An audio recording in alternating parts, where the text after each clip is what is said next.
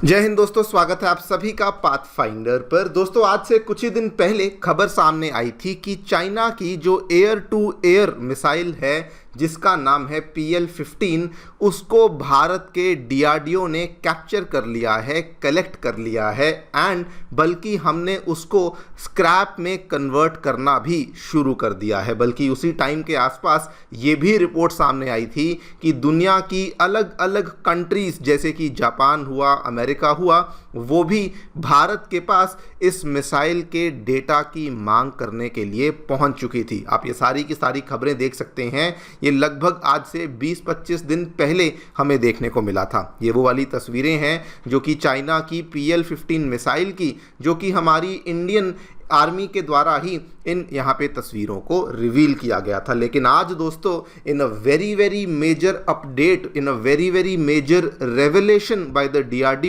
DRDO ने यहाँ पर कंफर्म किया है कि 1 नहीं, 2 नहीं, 3 नहीं, हमारे पास चाइना की कुल मिला के 8 PL-15 मिसाइलें हैं जो कि हमने यहाँ पे कलेक्ट कर ली हैं। इसका इन्होंने पूरा ब्रेकडाउन भी दिया है कि इसमें कितनी मिसाइलें हैं जो कि बिल्कुल चली ही नहीं, कितनी मिसाइलें हैं जो कि आधा अधूरा काम करी, कितनी मिसाइलें हैं जिनके हमें टुकड़े देखने को मिले हैं। इसके बारे में पूरी डिटेल में आगे जाकर के चर्चा करूँगा।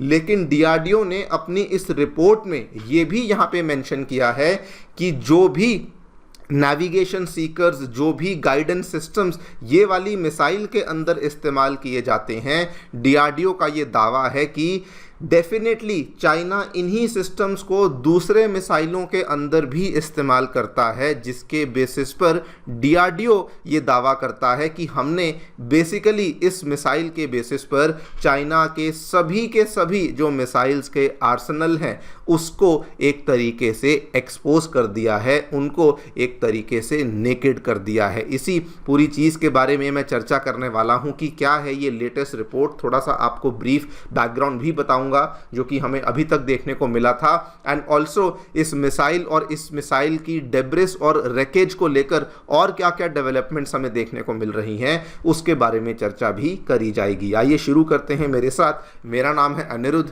यदि आप लोग हमें फॉलो करना चाहते हैं, हमारे लेक्चर्स के अपडेट्स को प्राप्त करना चाहते हैं, तो यहाँ पर दिए गए टेलीग्राम चैनल्स के माध्यम से ऐसा कर सकते हैं। दोस्तों, आगे बढ़ने से पहले आप सभी को बताना चाहूँगा, आपकी UPSC परीक्षा की तैयारी को आसान एवं अफोर्डेबल बनाने के लिए अनअकैडमी ने सभी UPSC से संबंधित रिसोर्सेज को निःशुल्क अवेलेबल करवा दिया है। फिर भले वो मंथली करंट अफेयर्स की मैगजीन्स हों, प्रीवियस ईयर के क्वेश्चंस हों, NCERT नोट्स की समरीज हों या फिर प्रीलिम्स के फ्री मॉक टेस्ट हों, इन सभी चीज़ों के जो लिंक्स हैं वो नीचे डिस्क्रिप्शन बॉक्स में दिए गए हैं। फिर भी कोई डाउट है, किसी भी प्रकार की आपको क्वेरी है, तो आप लोग सीधा स्क्रीन पे दिए गए इन फ़ोन नंबर्स पे फ़ोन कर सकते हैं और हमारी जो डेडिकेटेड काउंसलिंग टीम है वो भी आपको असिस्टेंस प्रोवाइड करवा देगी। अगर आप अभी कॉलेज से पास आउट हुए हैं तो डेफिनेटली हमारी टीम को रीच आउट कीजिए। आपको दिशा दिखाने में, आपको गाइडेंस देने में भी हमारी टीम सक्षम है और आपको हेल्पफुल साबित हो सकती है। ऑल राइट, डायरेक्टली आपको थोड़ा सा बैकग्राउंड बता दूं।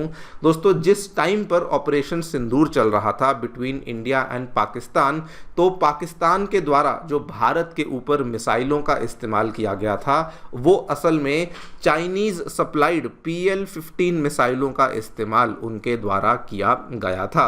नाउ उनके लिए ये बहुत अनफॉर्चुनेट हुआ कि उन्होंने जो मिसाइलें यहाँ पे दागी थी वो सही टारगेट्स पे जाकर के हिट नहीं कर पाई, बल्कि इतना ज़्यादा इनकी परफॉर्मेंस खराब रही कि कुछ मिसाइलें तो डायरेक्टली पंजाब में जो होशियारपुर डिस्ट्रिक्ट देखने को मिलता है, जहां पर आपको आदमपुर का एयरबेस देखने को मिलता है, वहां से लगभग कुछ ही दूरी पर ये चाइनीज़ PL-15 मिसाइलें एज इट इज़ बिल्कुल इंटैक्ट, मतलब बिना फायर किए ही वो डायरेक्टली आकर के इंडिया में गिरना स्टार्ट हो गई थी। इसकी तस्वीरें भी आपको मैंने दिखाई हैं। ये जो इसकी तस्वीर है ये एग्जैक्टली ऑपरेशन सिंदूर के टाइम की तस्वीर है जो हमें देखने को मिली थी। ऑब्वियसली जैसे ही ये हुआ, DRDO ने इन मिसाइलों को अपने पोजेशन में लिया। हमने इन मिसाइलों को ओपन करके इनको डिकोड करना शुरू कर दिया। आप यहाँ पे देख सकते हैं DRDO has taken possession of the wreckage for detailed analysis, and उन्होंने तभी ऐलान कर दिया था कि अब हम इन चीज़ों की रिवर्स इंजीनियरिंग करनी शुरू करेंगे,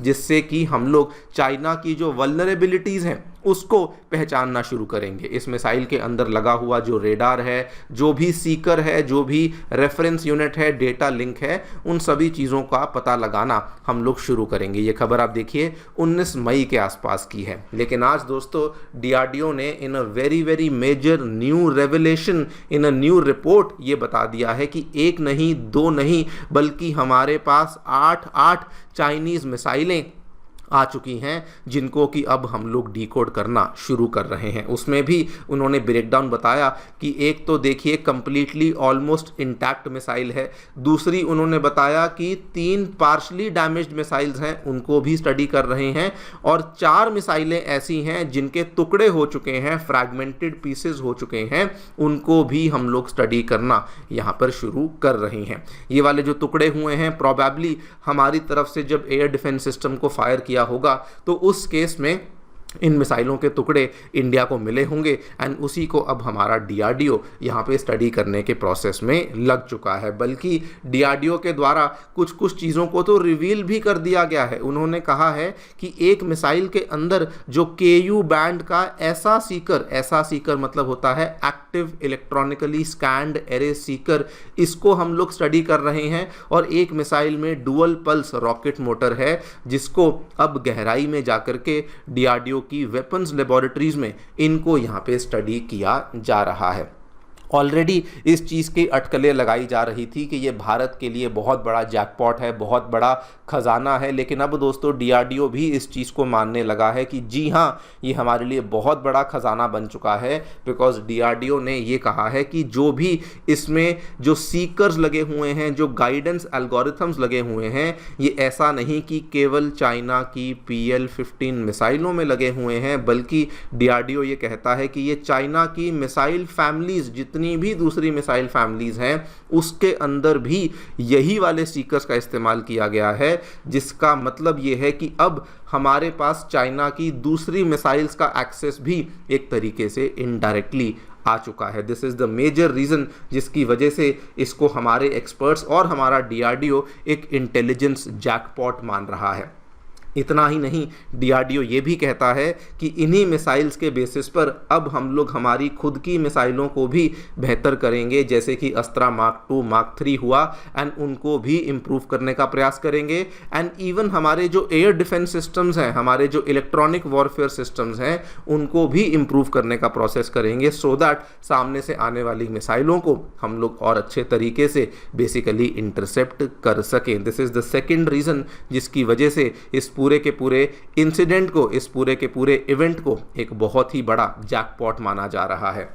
वैसे आपको बता दूं कि इस मिसाइल को लेकर कहानी केवल भारत तक सीमित नहीं है, और भी कई सारे देश लाइन में लग चुके हैं। 5 आइज़ की कंट्रीज़, जिसमें कि USA, कनाडा जैसी कंट्रीज़ आती हैं, फ्रांस हुआ, जापान हुआ, ये भी लाइन में लग चुके हैं कि प्लीज़ हमें भी उस डेटा का एक्सेस मिलना चाहिए, जिसमें अभी तक कुछ अनकन्फर्म्ड रिपोर्ट्स के अकॉर्डिंग बताया जाता है कि जापान को ऑलरेडी इंडिया ने एक्सेस देना शुरू कर भी दिया है। आप देखिए 26-27 मई की ये खबर है कि जापान के इंजीनियर्स, जापान के रडार एक्सपर्ट्स को हमने इस मिसाइल का डेटा देना शुरू कर दिया है। इवन ताइवान भी अब लाइन में लग चुका है, बिकॉज ताइवान आपको मालूम होगा चाइना के साथ डायरेक्ट कॉन्फ्लिक्ट में है, एंड इसीलिए वो भी इस मिसाइल के डेटा की मांग यहाँ पर कर रहे हैं।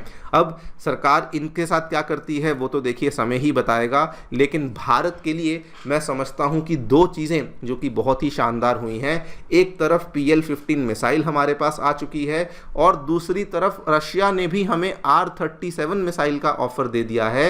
एंड अगर आप दोनों को कंबाइन करें तो ये भारत के लिए और भी बड़ा जैकपॉट बन जाता है कि हम लोग PL-15 को तो स्टडी कर ही रहे हैं, लेकिन रशिया ने एक ऐसी मिसाइल हमें ऑफर कर दी है जिसके माध्यम से हम लोग PL-15 मिसाइल को डायरेक्टली डिस्ट्रॉय करने की क्षमता भी रख पाएंगे। देखते हैं इंडियन गवर्नमेंट इस ऑफर को लेकर क्या करती है। आपकी जो भी राय है हमें डेफिनेटली बताएं कमेंट सेक्शन में। Thank you so much for listening, stay tuned and